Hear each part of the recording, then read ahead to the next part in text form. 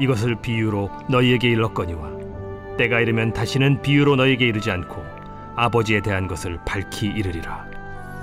그날에 너희가 내 이름으로 구할 것이요 내가 너희를 위하여 아버지께 구하겠다 하는 말이 아니니 이는 너희가 나를 사랑하고 또 내가 하나님께로부터 온 줄을 믿었으므로 아버지께서 친히 너희를 사랑하심이라.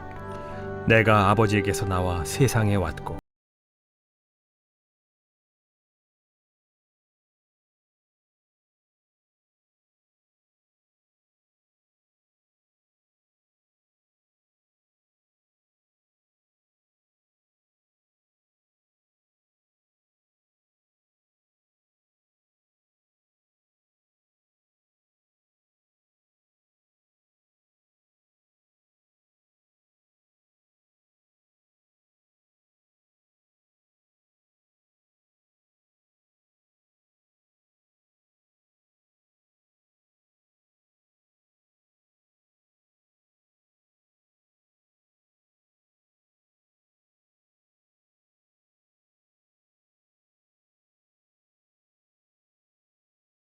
주님 안에서 누리는 참 평안과 승리라는 제목으로 말씀을 전하겠습니다. 오늘 본문의 말씀은 이제 예수님께서 이전에는 비유로 말씀하셨는데 비유로 하지 아니하시고 직접적으로 직접 화법이라고 이야기를 하는데요. 이제 내가 아버지께로 간다라는 말씀을 주님께서 구체적으로 이야기를 하시는 내용이 됩니다. 그러면서 주님께서 말씀하시기를 너희에게는 비유로 하지 아니하고 밝히 말하는데 오히려 그것이 너희에게 믿음이 되어지고 흔들리지 아니하도록 그렇게 말씀하고 계시는 내용이 오늘 본문의 이야기가 되겠습니다. 그러면서 27절 말씀에는 너희가 나를 사랑하고 또 내가 하나님께로부터 온 줄 믿었으므로 아버지께서 친히 너희를 사랑하심이라. 예수님께서 아버지로부터 오신 것을 믿는 것이 바로 아버지의 사랑을 입은 것이다, 이렇게 이야기를 합니다. 이 말씀은 유대인과의 배경 속에서 있습니다. 유대인들에게는 어떻게 하나님의 사랑을 받느냐, 율법을 지키고 절기를 지키고 그리고 그들이 제사를 잘 드리고 이러면 하나님의 아버지께 사랑을 받는다, 이렇게 생각하고 있었습니다. 그런데 오히려 예수님께서는 그에 대한 것이 아니라 오히려 아버지께로부터 보냄받은 바 된 나를 믿는 것이 바로 아버지로부터 사랑받는 일이다, 이렇게 이야기를 하고 계시는 겁니다. 여러분, 오늘 우리에게도 마찬가지입니다. 물론 제사 드리지 말라, 이때 당시에 물론 이제 아직 제사가 지내지고 있었죠. 절기를 지키지 말라, 안식일을 지키지 말라, 이런 이야기를 하시는 건 아닙니다. 즉 사람에게 있어서 가장 관심과 중심이 되어야 되는 게 무엇이냐면 바로 구약에서부터 계속 약속된 예수 그리스도를 믿는 것, 이것이 우선시 되어져야 되는 것이죠. 오늘 우리에게도 적용하게 보면 그렇습니다. 하나님께 사랑받는 일이 예수님을 잘 믿는 거다, 여기까지 이야기를 하면 그러면 하나님 앞에 예배드리지 말고 11조나 뭐 여러 가지 교회 생활을 하지 않아도 된다, 이렇게 이해하면 안 됩니다. 오히려 이 말씀은 예수를 믿는 그 믿음 가운데 나타나는 것이 바로 이런 행위여야 된다는 겁니다. 그러니까 좀 방향이 바뀌는 겁니다. 예를 들면 구약이나 또는 이방 종교 같은 경우는 어떻게 하냐면 하나님께 사랑받고 인정받기 위해서 무엇을 한다, 이런 개념이고요. 오히려 신약에서는 내가 예수 그리스도를 잘 믿기 때문에 믿음의 고백 속에서 헌신의 개념으로 교회에 봉사하거나 이런 개념이라는 겁니다. 방향이 전혀 다르죠. 또 이방 종교나 또 구약에서는 구원받기 위해서 이런 행위를 하는 겁니다. 그런데 우리는 구원받기를 위한 행위로서 예배와 또 교회 생활을 하는 것이 아니라 구원받은 은혜에 대한 감사의 고백으로 오늘 우리가 교회에 봉사하는 것입니다. 전혀 차원이 다른 것이죠. 바로 그런 면에서 주님께서는 너희가 나를 믿음으로 아버지께 사랑을 입었다, 이렇게 말씀하고 계시는 겁니다. 그러니까 오늘 우리가 가장 중점적으로 해야 될 것은 예수를 믿음입니다. 그럼 우리는 예수를 믿는다는 것을 너무 단순화합니다. 예수를 믿는다 그러면 예수님이 나의 구원자이십니다, 여기서 끝나버립니다. 그런데 예수를 믿으면 거기에만 있는 게 아니라 삶입니다. 즉 세상에 나가서 예수 믿음 때문에 핍박을 당하고 또 때로는 손해가 되더라도 그렇게 살아내는 겁니다. 또 그뿐만 아니라 예수를 믿는다라고 하는 것은 우리가 세상적인 가치 기준에 따라서 살아가는 것이 아니라 예수님의 말씀을 따라서 예수님을 생명으로 여기고 그 가치 기준 속에 살아가는 게 믿음이라고 하는 것입니다. 많은 경우에 이런 선택을 하면 믿음이 없는 겁니다. 예를 들면 예수님의 말씀하시는 가치를 따를 것이냐, 말로는 따른다고 합니다. 예수를 믿는다고 합니다. 그러나 실제 삶에서는 어떤 나에게 이익이 되는 것으로 우선시 결정하면 여기서는 믿음이 작용하지 않는 겁니다. 오히려 우리에게 있어서 작용해야 되는 것은 내게 이익이 되지 않더라도 오히려 이것을 선택하면 이익되는 걸 뻔히 압니다. 그런데 믿음과 배치됩니다. 그러면 선택하지 않는 것입니다. 바로 그것이 믿음을 따라 살아가는 일이다 라고 이야기를 합니다. 그것은 우리의 개인적인 삶에 있어서 구체적으로 다 부딪히는 것이죠. 예를 들면 어떤 일을 행할 때 이것이 편법입니다. 불법입니다. 그런데 성경에서는 금하고 있는 겁니다. 그런데 나에게는 이익이 됩니다. 그리고 남들도 다 그렇게 합니다. 그러면 어떻게 해야 됩니까? 남들도 다 그렇게 하는데 뭐가 문제야? 라고 선택하며 믿음을 따라 선택하는 게 아닙니다. 남들이 다 그렇게 하더라도 말씀에 배치되면 나는 선택하지 않습니다. 이게 믿음으로 사는 일입니다. 바로 그것이 예수를 믿음이라고 이야기를 하는 것입니다. 그런 면에서 우리가 좀 더 성숙해야 됩니다. 너무나도 예수 믿음을 내 마음속으로 믿으면 그걸로 끝나버린 것이 사실 한국교회의 믿음과 또 교회 생활의 약점이 바로 되어질 것입니다.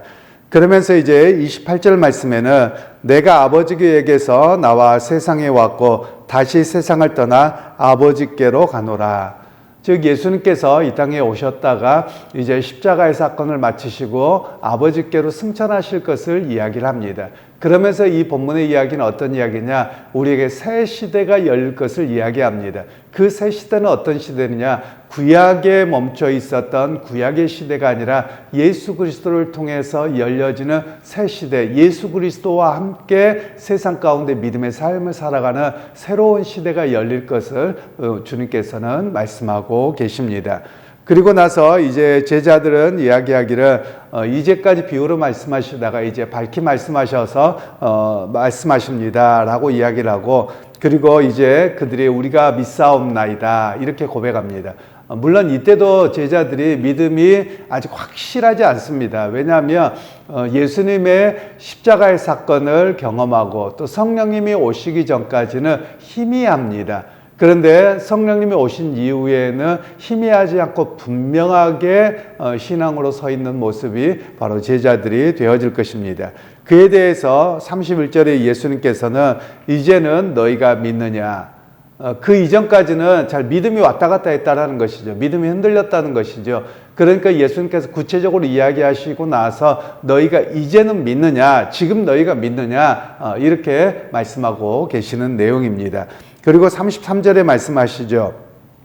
이것을 너에게 이르는 것은 너희로 내 안에서 평안을 누리게 하려 함이라.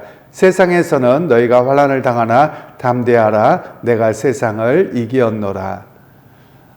주님께서 먼저 세상을 이기었노라 이렇게 말씀하는데요. 이것은 이제 헬라어에서는 완료형이라고 합니다. 우리나라의 문법에는 잘 없는 것인데 완료됐다는 말은 어떤 일들이 끝났다라는 겁니다. 그런데 끝난 걸로 밥 먹었어, 먹었었어 그러면 옛날에 먹은 걸로 끝나죠. 그런데 그런데 원래 어떤 뜻이냐면 밥 먹었어, 그래서 먹어서 배부른 게 지금까지 있어, 이런 의미가 완료형이라고 하는 겁니다. 그러니까 예수님께서 세상을 이겼노라 라는 말은 세상을 이긴 그 능력과 그 역사가 지금도 너희에게 영향을 미친다, 이런 의미로 주님께서는 말씀하고 계십니다.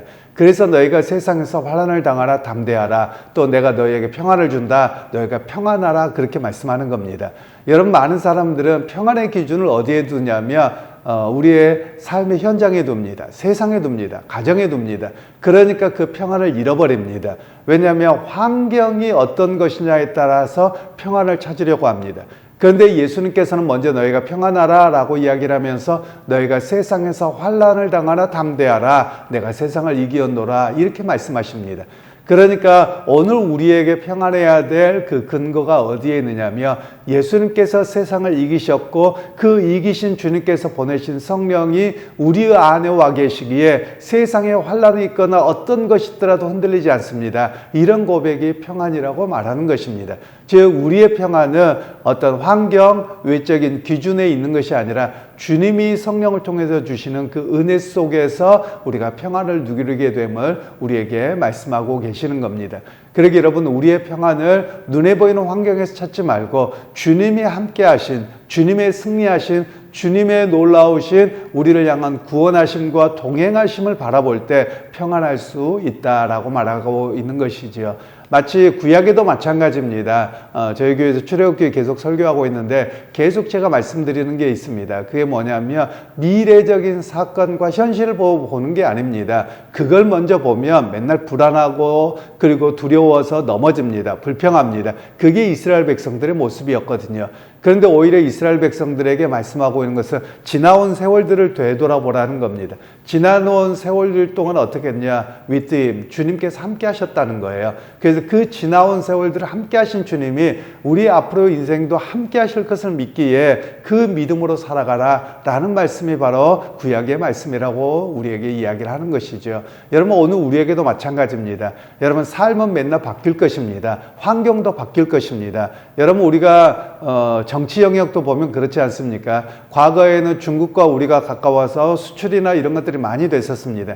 그런데 지금은 뭐 국가의 지도자들과 또 여러 가지 세계적인 역학 구도가 바뀌면서 중국과 멀리하고 또 미국과 가까워졌는데 또 미국이 우리 편인 줄 알았는데 또 관세를 엄청 물려버리고 그래서 우리가 또 어려워졌습니다. 이게 환경은 매번 바뀝니다. 그러니까 이 환경 때문에 우리가 평안하고 이런 것이 아니라 오히려 환경은 변함에도 불구하고 내가 평안할 수 있는 이유는 어디에 있느냐? 내가 주님의 백성이요 내 안에 주께서 보내신 성령이 와 계시기 때문에 흔들리지 않습니다. 이런 고백이죠. 그러면 여러분, 이런 평안이 있는 사람은 어떻게 살아가느냐? 세상에서 여러 가지 문제가 생깁니다. 그러면 이러면 어떡하지? 저렇게 하면 어떡하지? 그것이 아니라 또 환경이 그렇게 되어지면 그것 또한 하나님께서 인도하실 것을 믿습니다. 그것 또한 헤쳐나가게 하실 것을 믿습니다. 이렇게 살아가게 되어지는 것이죠.